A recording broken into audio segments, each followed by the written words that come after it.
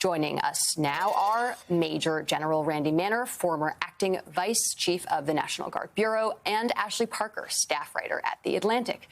She's also an MSNBC political analyst. General, thanks for joining us this morning. I want you to kind of get into the nuts and bolts of things for us to lay some context here. What is the difference between what National Guards can do when they are deployed to a city versus the rest of the local law enforcement? It's very important to understand that when I had said earlier that this is completely legal, it was completely legal under what I would call the normal guardrails of law that exist. The president is not only pushing past those guardrails, he's actually running over and destroying those guardrails. So there actually are some grounds for questioning the legal ability for the National Guard to serve in these capacities against the will of a governor.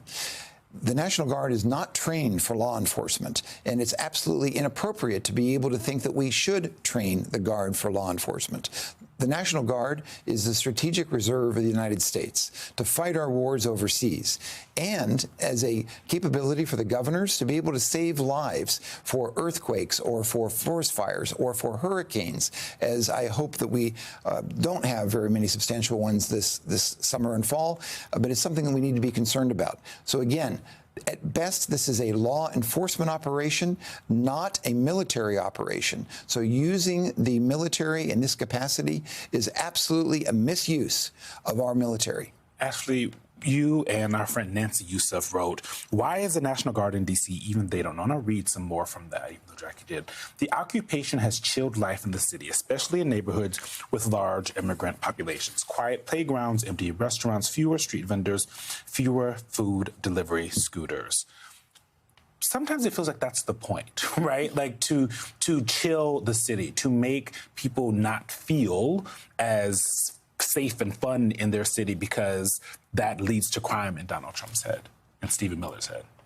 Yeah, I mean, in some cases, the intimidation in these images are the point. And, you know, you hear some families complaining about griping, you know, my nanny's not coming, my house cleaner canceled. And on the one hand, that's sort of a first world inconvenience for those families, the employers. But what it really reflects is the physical manifestation of an existential threat that these employees, these nannies, these house cleaners feel. That's why they're canceling. And I want to be clear, they're not all canceling because they're in the United States illegally. Some of them, I've heard stories and report on stories of people who are here legally, who have temporary protected status, but they just don't want to risk leaving their house at night, getting caught in a checkpoint where they don't know that their rights will be respected, that it may end up with them having to hire a lawyer. It may end up with them being in jail for a few nights away for their young families.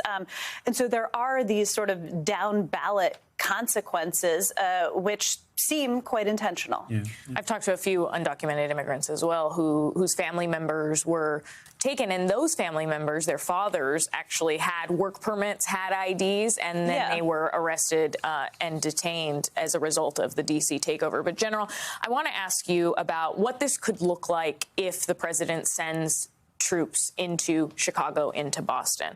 I talked to Joseph Nunn, an attorney for the Brennan Center, and he told me that the federal government can enforce federal laws and take limited measures to protect federal property, but there's no circumstance under which the president can unilaterally use the National Guard or active duty troops to engage in ordinary policing and crime control in a city like Chicago or Baltimore, which I think is what you were getting at a second ago, which the president can send troops under Title X. He can federalize them. He can send them to Chicago and Baltimore. But what exactly would they be doing? Because they can't be doing local policing. That's correct. They're picking up trash now. It's such an insult to our young men and women in uniform that are highly skilled in combat operations. And here they are doing landscaping. And then not only that, of course, what is the real purpose here? If it truly was a law enforcement operation, why doesn't the president refund the money that he took, the $800 million out of the budgets of state and local officials to be able to recruit and to retrain law enforcement officers to do this work? Again, under Title X, the president would have the authority to move them in, but for what end? For what objective? And then when I say the authority, there are very loosely defined criteria for what that means. But there is no insurrection. There is no emergency. This is something where, again, it's all about intimidation of the local population, and every American should be concerned that it can happen in any state, any city. He's trampling states' rights, and that should hopefully appeal to both red states as well as to people in blue states to say, we don't need the military on our streets. They're not trained for this. They should not be there. And it doesn't serve any other purpose other than to reinforce the concept that the president, quote unquote, can do no illegal acts because he's the president. And this just further defines the fact that he's acting very much like a dictator. And Ashley, you have been studied and reported on the Trump administration for nearly a decade now. I want to get your take on the architects of this policy and the plan to continue deploying and use the National Guard. Let's take a listen to Stephen Miller, who said that Trump is proud to be using the National Guard in D.C. This is a simple choice. You either side with civilization or you side with anarchy and violence. And so President Trump is proud to be using federal law enforcement and our National Guard to make this city safe and peaceful for Americans. And he stands ready to help and assist any community that wishes to be liberated from these criminal elements that are such a dire threat to the freedom and tranquility of the American people. How much of this can singularly be traced back to Stephen Miller? And when you're speaking with your White House sources, what are they saying about what they believe is the end game here? So Stephen Miller is a huge part of this, but I will say even early on in the administration, I can remember being at the White House and the president seeing articles about crime in D.C. So in the Washington Post, right? And so it's not that necessarily crime in D.C. is out of control, although it is worth noting that if you talk to residents of D.C., most people have an anecdote or two about experiencing crime that makes them uncomfortable. So as with everything with Trump, there's often a kernel of truth.